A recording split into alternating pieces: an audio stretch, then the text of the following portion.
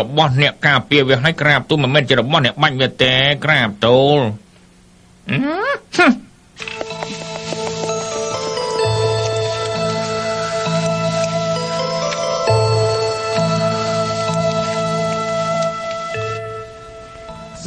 16 ឆ្នាំបានកន្លងផុតទៅ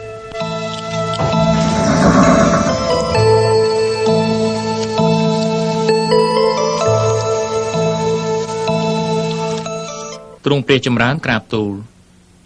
គឺលោកកោនដាញ់ទេយើងខានជួបលោកមកច្រើនថ្ងៃហើយណាពិតមែនហើយក្រាបទូល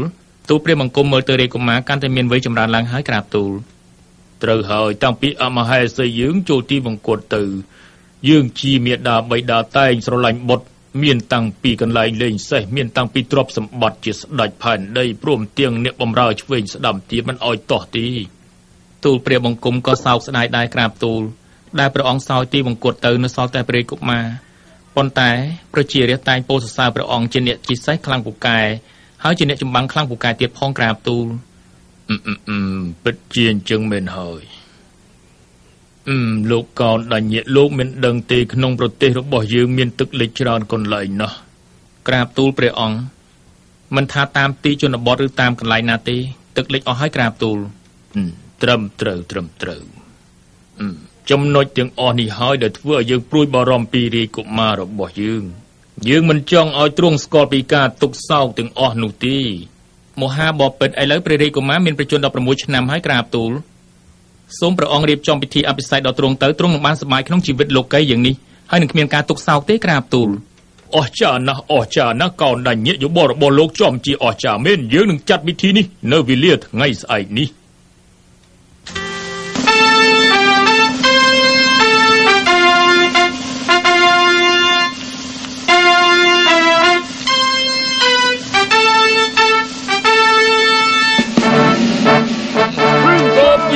จากสตรีอติสา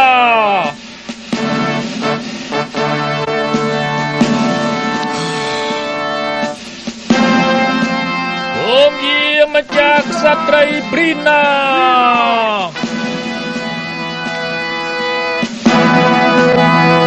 សូមយាងមកจากสตรีទំពាយៈសោធារី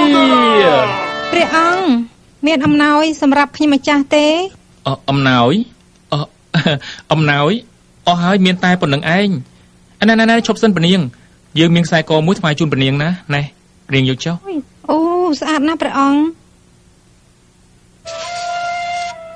រៀបចំពិធីអភិសេកដល់បុត្រយើងឥឡូវនេះភ្លាមយើងស្ដេចគ្រប់នគរមកក្នុងពិធីនេះសម្អាតផ្លូវថ្នល់ឲ្យបានស្អាតបាត់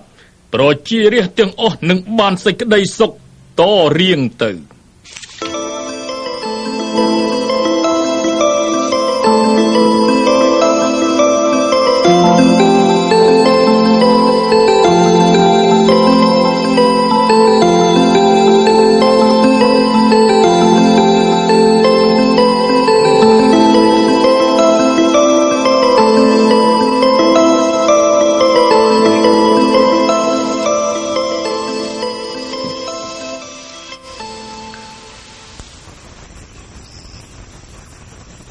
29ឆ្នាំ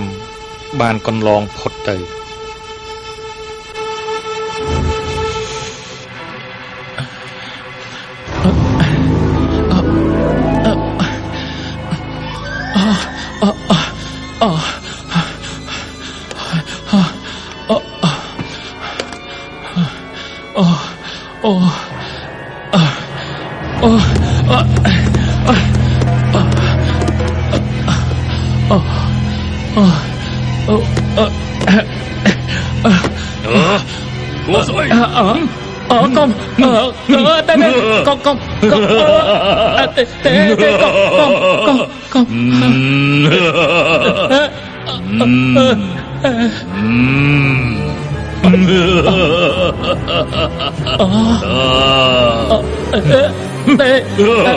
កុំ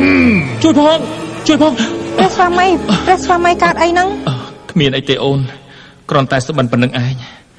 អូនចាប់ផ្ទុំវិញទៅណា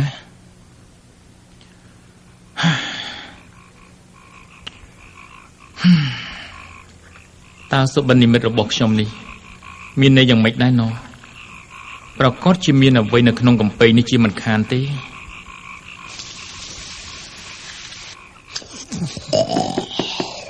ឆាន់អើយឆាន់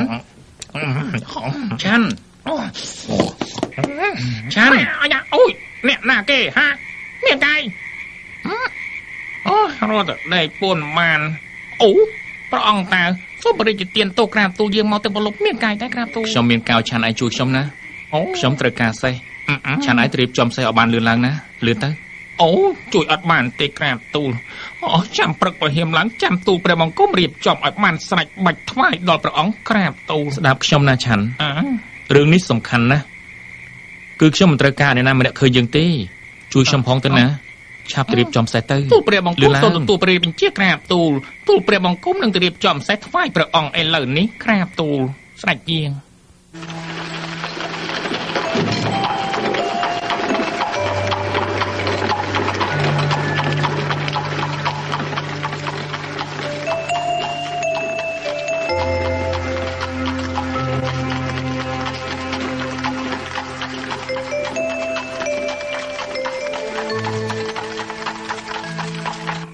ឈប់សិនឆាន់អាម៉ាតគាត់ជាអ្នកណានឹងមិនក៏រូបរាងគាត់មិនដូចយើងអញ្ចឹងគាត់មានសក់សហើយស្បែកគាត់ជ្រាវជ្រួញទៀតអូគាត់គឺជាមនុស្សចាស់ក្រាបទូលគាត់ជាមនុស្សចាស់ហើយស្អីទៅមនុស្សចាស់នោះអូកាលគាត់នៅពីក្មេងដូចតែយើងអញ្ចឹងក្រាបទូលដល់ពេលចាស់ទៅរូបគាត់អញ្ចឹងឯងក្រាបទូលនេះបានន័យថាយើងទាំងអស់គ្នាដល់ពេលចាស់ទៅដូចគាត់អញ្ចឹងមែនណាព្រះអង្គជាចាស់អត់រួចទេក្រាបទូលអាយនេះឆាម៉ាត់ឈប់សិនអាយក្រាបទូលលោកតាកើតអីហ្នឹងអូព្រះអង្គហើយខ្ញុំមានបន្ទូលទៅកាន់គាត់ឲ្យសោះក្រាបទូលម្នាក់ឆាណាម៉ាត់តើគាត់កើតអីហ្នឹងអូក្រាបទូលគាត់កើតជំងឺឆ្លងតើព្រះអង្គប៉ះពាល់ខ្លួនគាត់ឆ្លងដល់ព្រះអង្គដែរណាក្រាបទូលកុំប៉ះពាល់គាត់ឲ្យសោះក្រាបទូលម្នាក់ឆាណាម៉ាត់គាត់គួរឲ្យអាណិតណាស់ហេតុអីបានជាជំងឺនេះកើតនៅលើខ្លួនគាត់អញ្ចឹងអូក្រាបទូលជំងឺនេះវាអត់ប្រកាន់មនុស្សទេក្រាបទូលចង់កើតពេលណាក៏បានដែរក្រាបទូលព្រះអង្គទួតមើលខាងនោះក្រាបទូលស្អីឆាន់មិនបានជាគាត់ដេកស្ដុកស្ដឹងអញ្ចឹងហេតុអីបានជាមានអ្នកយំនៅក្បែរគាត់មនាលឆាន់ប្រាប់ខ្ញុំផងមើលមនុស្សស្លាប់គាត់ស្លាប់បាត់ទៅហើយក្រាបទូលមនុស្សស្លាប់មនុស្សស្លាប់នឹងមានន័យយ៉ាងម៉េចដែរឆាន់មានន័យថាគាត់គ្មានជីវិតទៀតទេក្រាបទូលឆាន់អាម៉ាតតើគេនាំគ្នាយំដើម្បីអ្វីដែរព្រោះហេតុស្អីទៅព្រោះអ្នកទាំងអស់គ្នានោះលែងបានឃើញមុខគាត់ទៀតហើយក្រាបទូលហើយចូលយើងស្លាប់ដូចគេដែរទេឆាន់ក្រាបទូលព្រះអង្គស្លាប់ដូចតែគ្នានឹងឯងក្រាបទូលមិនថាព្រះអង្គទទួលព្រះបង្គំទេបានហើយនាំយើងទៅវិញក្រាបទូលស្រេចយាងព្រះអង្គ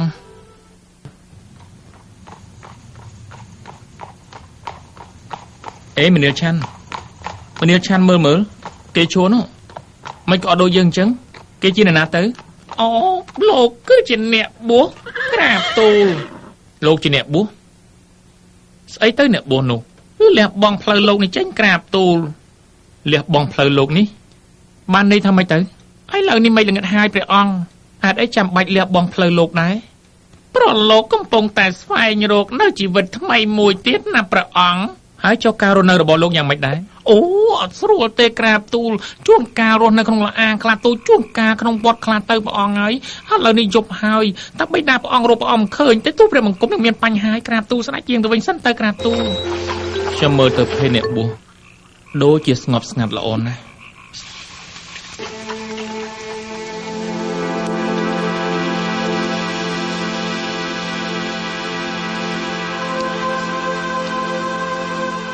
មនុស្សគ្រប់រូបតែងតែកើតចាស់ឈឺស្លាប់វាជារឿងធម្មតាមិនថាក្សត្រអង្គណាឡើយគ្រប់មនុស្សទាំងអស់តែងតែកើតចាស់ឈឺស្លាប់ទេហេតុអីខ្ញុំត្រូវស្លាប់ដូចជាគេអញ្ចឹងដែរហេតុជាអ្នកបួសគឺការស្វែងរកនៅការរំលត់គឺស្វែងរកនៅការរំលត់ទុក្ខពីផ្លូវលោកនេះចេញការរំលត់ទុក្ខពីផ្លូវលោកនេះចេញ យើងត្រូវតែមានវិធីដើម្បីរំលត់ទុក្ខទាំងអស់នេះឲ្យបានកុំឲ្យមានការកើតចាស់ឈឺស្លាប់ទៀតឡើយថ្វាយព្រះពរព្រះអង្គអមហាឥសីព្រះអង្គបសូតបុត្រហើយក្រាបទូលហើយនឹងមានរៀបចំពិធីជប់លៀងផងក្រាបទូលចំណងរបស់អញកើតហើយតាមកចាំមកផឹកសៀសប្បាយថ្ងៃនេះវើជាថ្ងៃជប់លៀងមហាសប្បាយណាស់វើស្ដាប់ភ្លេងភ្លេងក៏ព្រោះទៀតអូស្រីក៏ស្អាតទៀតវើឯណាព្រះរាជកុមារយើងទៅណាបាត់ហើយព្រះអង្គមិនត្រូវការសប្បាយដល់យើងទេណា